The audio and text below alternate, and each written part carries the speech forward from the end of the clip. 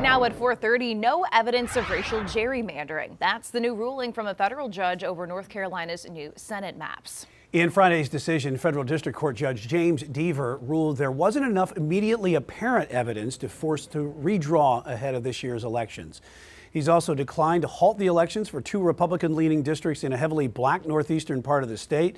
And while the case isn't over, the ruling means this year's elections will likely go on as planned without new maps that could be more favorable to Democrats. Let's go ahead and bring in Queen City News Chief Legal Analyst Khalif Rhodes into this conversation. So, Khalif, this ruling comes after months of scrutiny. Why did the judge make this decision?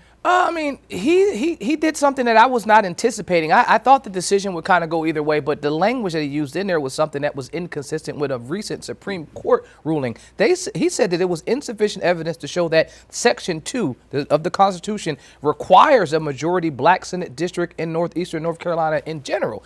And I have not seen a court point to something like that. You can say you disagree that it was racial gerrymandering. You could say that they didn't have intent to do that. But to say that that portion of the Constitution that has been used historically over the years, most recently by our U.S. Supreme Court to strike down what they did in Alabama, seems to be off in terms of the logic in his reasoning. And that was his rationale for denying their injunction. He said that he didn't believe that it required it and that they would be successful in the merits.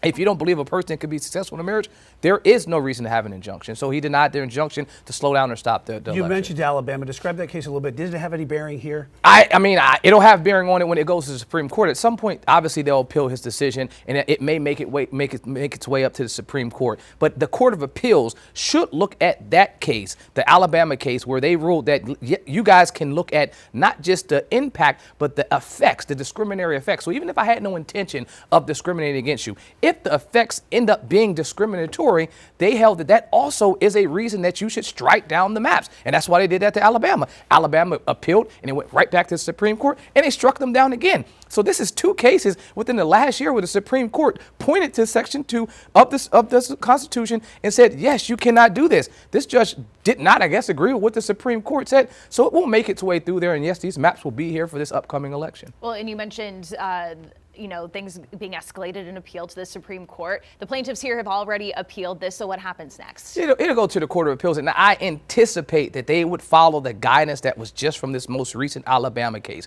where they said, even if you can say that we didn't intend on doing this, if the impact, if the effect is something that has been discriminatory, which clearly here, where you're dividing and grouping all African Americans in one district and not allowing them to participate across, it's basically saying we're diluting your black vote. That's what the Alabama court decision said.